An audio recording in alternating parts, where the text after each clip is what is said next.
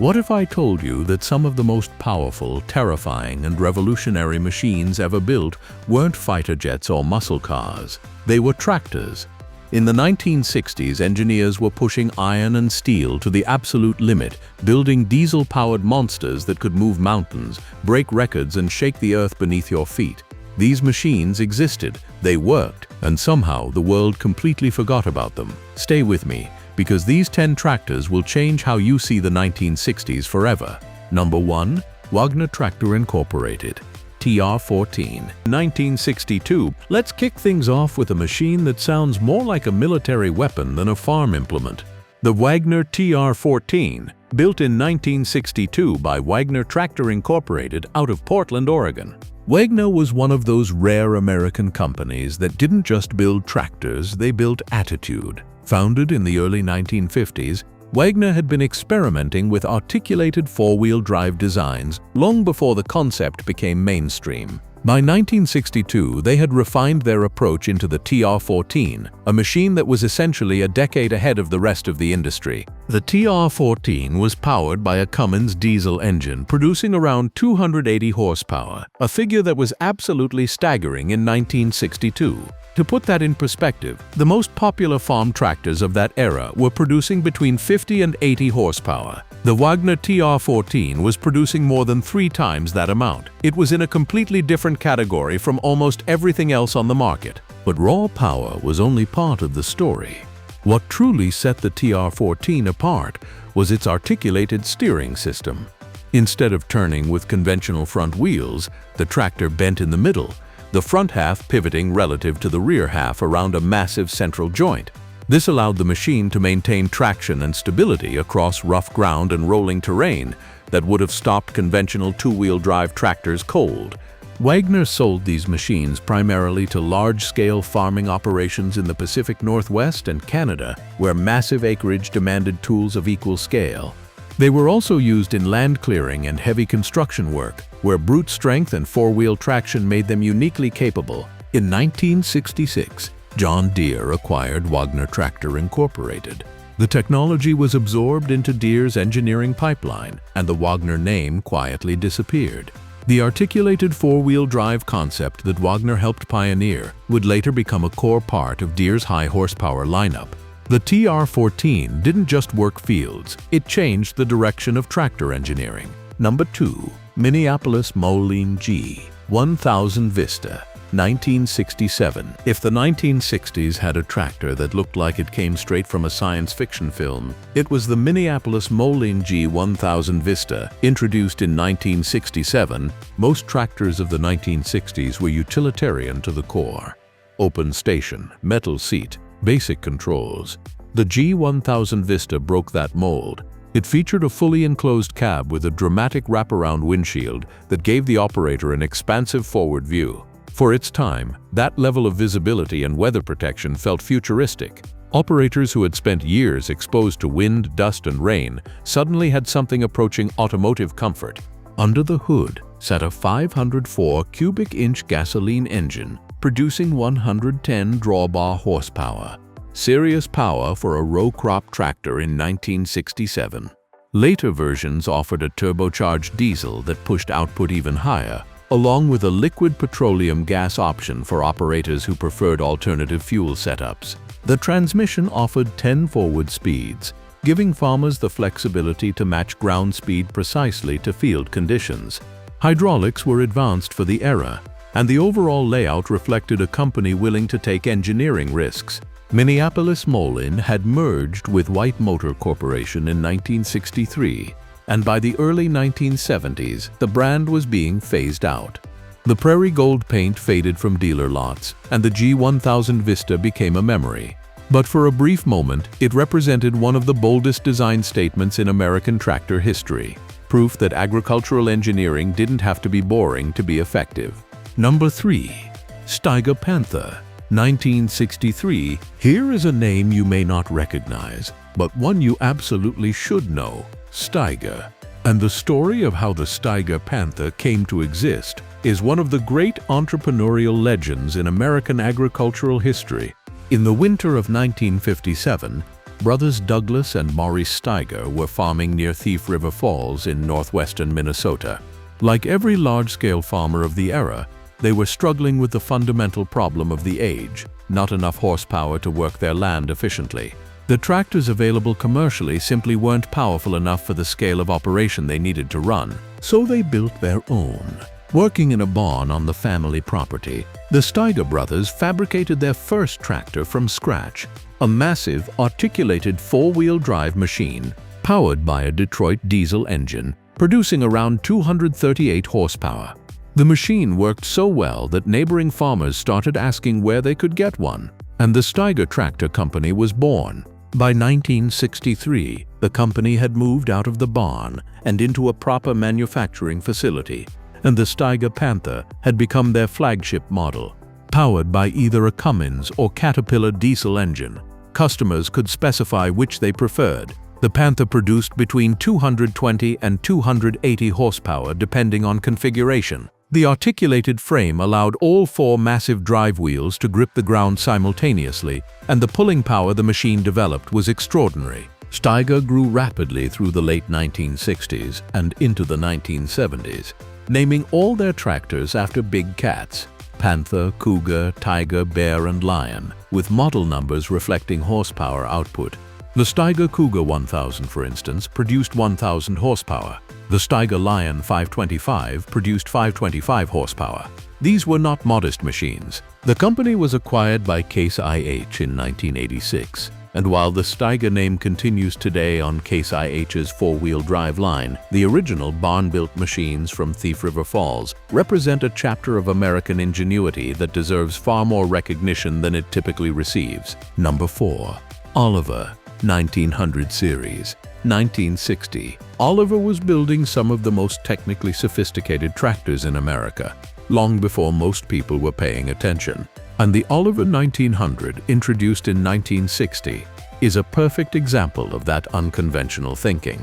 The 1900 was powered by a General Motors 371 two-stroke diesel engine, an engine that had originally been developed for truck and bus applications, producing approximately 99 drawbar horsepower. The decision to use a GM truck engine in a farm tractor was unconventional, to say the least, and it resulted in a machine that behaved, sounded, and responded completely differently from anything else on the market. Two-stroke diesel engines operate on a fundamentally different cycle than the four-stroke engines used in virtually every other tractor.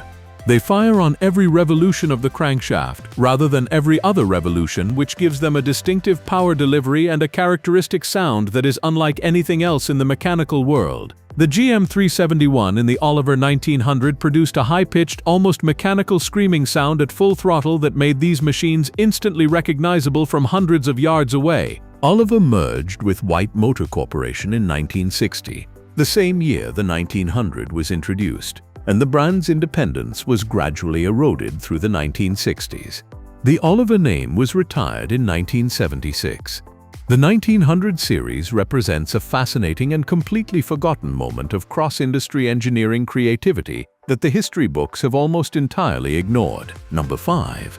Allis-Chalmers D21. 1963. When Allis-Chalmers introduced the D21 in 1963, they weren't just releasing a new tractor model, they were making a very deliberate announcement to the entire farm equipment industry. They had just broken the 100 horsepower barrier for a two-wheel drive row crop tractor, and they wanted everyone to know it. The Doe 21 was powered by Allis-Chalmers' own 426 cubic inch diesel engine, initially producing around 103 horsepower at the drawbar. But Allis-Chalmers wasn't done. The Series 2 version of the Doe 21, introduced in 1965, added a turbocharger to the 426 cubic inch engine that pushed output to a remarkable 127 horsepower at the drawbar, making it the most powerful standard two-wheel drive tractor in North America at the time of its introduction. To handle this power, Allis-Chalmers built the D21 on a massive cast-iron frame, with a wide front axle and enormous rear tires that could put the engine's torque into the ground effectively. The tractor weighed in at over 13,000 pounds, a serious, substantial machine that announced its presence in any field simply by virtue of its sheer physical scale. The D21 was replaced by the Allis-Chalmers 200 series in 1969, and the company itself was acquired by Deutsche AG of Germany in 1985, becoming AGCO Allis before eventually dissolving into the broader AGCO Corporation. The D21 stands today as one of the great unsung achievements of American tractor engineering. Number 6. International Harvester 4300 1961. International Harvester, the company that had been building farm tractors since 1902, had a monster lurking quietly in their lineup in the early 1960s that almost nobody today has heard of. The 4300, introduced in 1961. The IT 4300 was International Harvester's first serious attempt at a large articulated four-wheel drive tractor, produced in response to the growing market for high-horsepower machines that the Wagner brothers and early Steiger machines had helped create. It was powered by an IH diesel engine producing around 120 horsepower, a competitive figure for an articulated machine of that era, and it featured all the hallmarks of International Harvester engineering: robust construction, excellent parts availability, and a dealer network that stretched across every farming region in North America. The articulated frame gave the 4300 the maneuverability that large farm operations needed, and four-wheel drive ensured traction in conditions that would have left a conventional two-wheel drive machine hopelessly stuck. The machine was mechanically sound and genuinely capable. Those successors, the Farmall and International Series large four-wheel drive tractors, became far better known. But the 4300 was the machine that started it all for IH, and its contribution to the development of the company's four-wheel drive capability has been almost entirely forgotten. Number 7. Minneapolis Moline, a 4T1600, 1969. Minneapolis Moline makes a well-deserved second appearance on this list because the A4T1600, introduced in 1969, right at the end of the decade, was arguably the most ambitious machine the company ever produced, and one of the most powerful production tractors available anywhere in the world at the time of its release. Powered by a turbocharged 585 cubic inch Minneapolis Moline diesel engine producing 169 horsepower at the PTO, the A4T1600 was an articulated four-wheel drive machine built to compete directly with Steiger, Wagner, and Versatile for the premium high-horsepower market. had been watching the articulated four-wheel drive segment grow throughout the 1960s, and the A4T1600 was their definitive answer to the competition. The 585 cubic inch engine had tremendous torque across a wide RPM range, making the A4T1600 particularly effective in demanding pulling conditions where less robust engines would have faltered. Only a relatively small number of A4T1600 machines were produced before the model was discontinued, and the Minneapolis Moline brand itself was retired in the mid-1970s. Surviving examples of the A4T1600 are genuinely rare collector pieces today. Number 8. Versatile 145, 1966. Canada gave the world hockey, maple syrup, and one of the greatest tractor companies that most people outside the agricultural world have never heard of, Versatile Manufacturing Limited, based in Winnipeg, Manitoba. Versatile had been building farm equipment since 1947, starting with windrowers and gradually expanding into larger implements. By the early 1960s, company engineers had become convinced that the articulated four-wheel drive tractor was the future of large-scale farming on the Canadian prairies and the American Great Plains, and they began developing their own design. The Versatile 145, introduced in 1966, was the result of that conviction. Powered by a Ford diesel engine producing 145 horsepower, the machine featured Versatile's carefully refined articulated frame design and 4 equal-sized drive wheels that distributed weight evenly across the ground to minimize compaction. Versatile grew through the 1970s into one of the dominant names in large articulated tractor production, eventually producing machines of 400 horsepower and beyond. The company changed hands multiple times, purchased by Ford New Holland in 1987, then passing through AGCO and eventually New Holland before the Versatile name was sold to a partnership that now operates as a Canadian company with Russian backing. The Versatile 145 from 1966 is the forgotten seed from which an entire legacy grew. Number 9. John Deere 8010, 1959, early 1960s production. Here is the tractor that John Deere would almost certainly prefer you didn't know about. The 8010, which entered limited production in 1959 and continued into the very early years of the 1960s. The 8010 was John Deere's first large articulated four-wheel drive tractor, and it was powered by a GM 671 two-stroke diesel engine producing approximately 215 horsepower. At the time of its introduction, the 8010 was the most powerful production tractor John Deere had ever built, and by most measures one of the most powerful production tractors available anywhere in the world. Deere's engineers were rightly proud of what they had achieved. There was, however, a problem, a serious one. The transmission fitted to the 8010 was not adequately engineered to handle the torque and power the GM 671 engine was producing.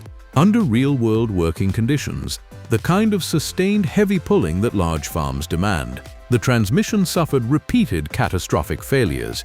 Farmers who had invested significant sums in these machines were finding themselves with broken, immobile, enormously expensive equipment sitting useless in their fields. John Deere's response was to quietly recall most of the 8010s that had been delivered to customers. The recalled machines were rebuilt with a revised transmission, and the updated tractors were redesignated the 8020. The original 8010 designation was effectively erased from Deere's official records and marketing materials, a deliberate corporate effort to distance the company from an embarrassing engineering failure. For decades, the 8010 was barely acknowledged in official John Deere history. Only a handful of true, unmodified 8010s are known to have survived the recall program, making them among the rarest, most historically significant, and most sought-after vintage tractors in existence. When one comes up for auction today, it generates enormous interest from collectors and historians who understand exactly what they are looking at, a piece of history that someone very powerful once tried to erase. Number 10. Doe Triple-D, 1958 to 1964. Our final machine comes not from America, but from the county of Essex in England, and it is without question the most visually extraordinary and conceptually audacious tractor on this entire list. Ernest Doe & Sons was an agricultural equipment dealer and manufacturer based in Alting, Essex. In the late 1950s, Essex farming was struggling with a problem familiar to farmers everywhere: not enough tractor horsepower to work the heavy, demanding clay soils of East Anglia efficiently. Individual tractor models available commercially simply couldn't produce enough pull to work the deep, sticky ground that Essex farmers depended on. Ernest Doe's solution was an act of engineering creativity so bold, it seems almost absurd in description.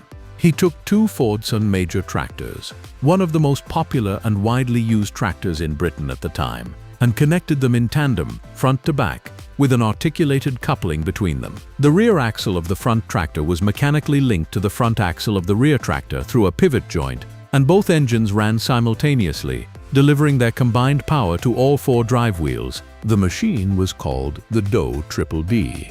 The name stood for Doe Dual Drive. Each Fordson major diesel engine produced approximately 50 horsepower, giving the combined machine around 100 horsepower, a very substantial figure for British agriculture in 1958. But more important than the raw horsepower was the traction. With all four wheels driven and the articulated joint between the two tractor units allowing the machine to flex over uneven ground, the Doe Triple-D could pull through conditions that stopped every other tractor available in Britain dead in its tracks. Farmers in East Anglia adopted the machine enthusiastically. The heavy clay soils that had always demanded multiple passes and exhausted conventional equipment were now manageable in a fraction of the time.